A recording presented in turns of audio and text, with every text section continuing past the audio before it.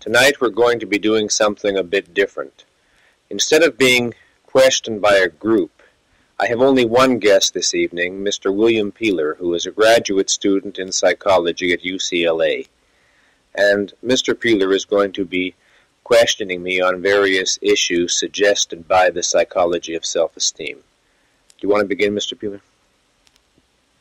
In your discussion of the behaviorist's attack on consciousness in psychology, you seem to imply that it is not necessary to scientifically demonstrate or verify mental processes in the way that we do with physical processes. Could you elaborate on this? Well, the central point I'm concerned to make in the first chapter of the book on this subject is that by the nature of mental processes, they are directly accessible only to the person who experiences them. Now, if by scientifically validate you mean test with physical instruments, then in the common sense meaning of the word, you cannot validate mental processes in that way, except that it's much too narrow and artificial a notion of what the scientific method consists of. The fact that we are conscious, that each person living is conscious, is a brute, irreducible fact which none of us can escape. Each of us has direct access to his own conscious awareness. Now, since consciousness and its various mental states leads to or produces a great many different physical results in the body or in behavior, all of those effects or consequences of consciousness and conscious processes are certainly measurable. And from an analysis of the effects, we can reason back to the presence of consciousness or to the nature of a distinctive mental state in a person other than ourselves. But that is a different thing from being able to scientifically study the mental process as such.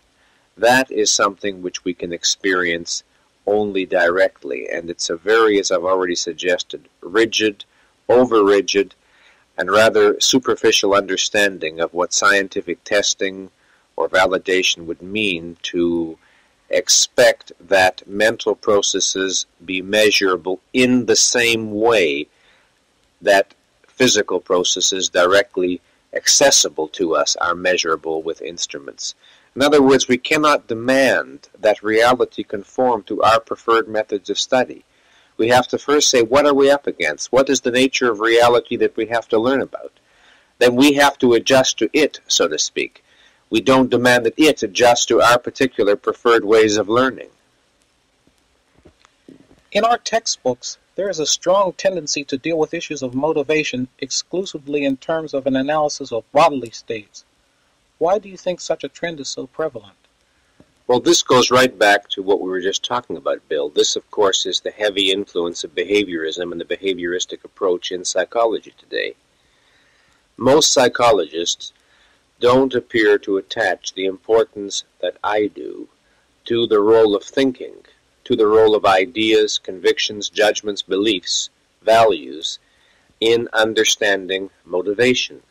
Again, they try to reduce it to the kind of physicalistic level which they can measure and analyze, and without denying that bodily and physical processes are surely relevant to motivation, they miss a great deal because they don't go to the roots. They don't deal with experience, with psychological experience, with values, with preferences, with judgments, with ideas, with convictions. It's the attempt to have a psychology for all practical purposes without consciousness or without mind. Just the trend that I denounced in the Self-Esteem book. In your analysis of emotions, you speak of the chain leading from perception to evaluation to emotion, adding that the evaluative process often occurs outside of conscious awareness.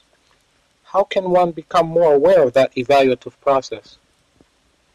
In the process of having a rapid response to something that one is perceiving, the evaluative process occurs very, very rapidly, usually subverbally, and in a certain sense subconsciously. Therefore, one normally doesn't catch it on the wing while it is happening, but one can catch it later in the flow of psychological processes.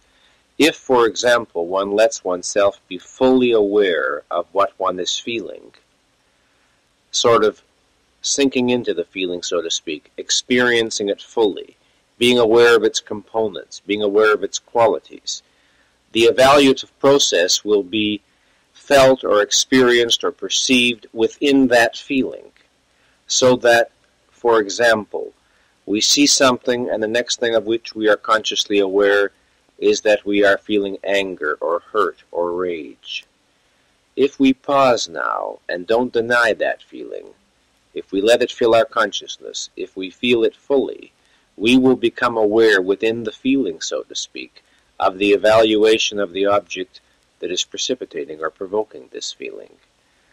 Of course, there's a much wider issue here that I'm very much concerned with in my therapy today because I, every day almost, appreciate its importance more. And that is the necessity of teaching people to let themselves feel fully whatever they do feel, in part for the purpose of better understanding themselves. The whole story is right there in the feeling, the motivation, the values, the judgments, but you have to know how to see it. In order to be able to see it clearly, you have to be able to feel deeply. You have to be able to let yourself feel what you feel. And it's very interesting what great difficulty most people seem to have in literally letting themselves feel what they feel. Not necessarily acting on the feeling if they think it's inappropriate. Action is another question entirely. But not deny the feeling, not pretend it isn't there, not start lecturing themselves prematurely on whether it's appropriate or not ahead of really knowing and feeling whatever it is they're feeling. And when they deny their own inner emotional experiences, when they abort them before they're full born, the effect is that they lose the ability to think effectively or clearly about themselves, their own psychology, their own needs, their own interests.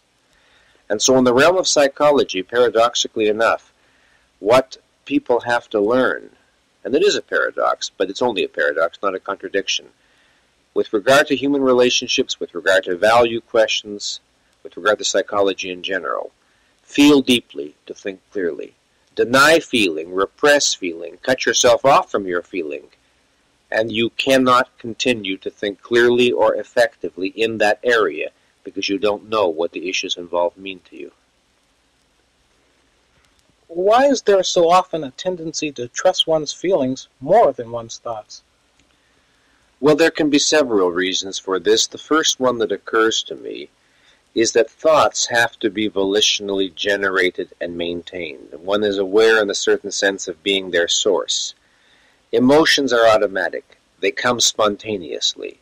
That alone, the very fact that they are automatic, causes many people to experience them as having a solidity, we might say, that volitionally sustained thought doesn't have for them, especially if they're lacking in intellectual self-confidence, are not that certain of their judgment, are not that confident of their minds.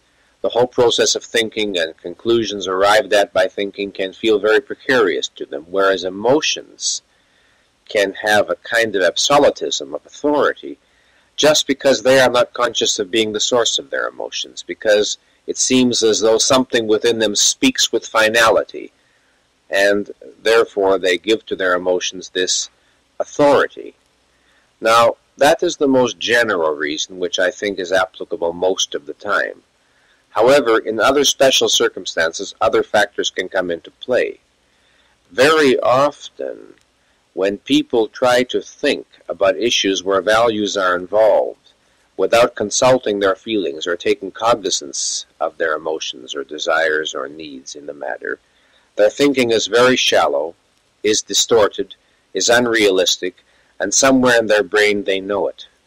They know that they cannot deal with this issue clearly or rationally while denying all awareness of their inner needs, frustrations, fears, hopes, desires, interests, or whatever the case may be. They know that contained in those feelings are vital pieces of information which they need.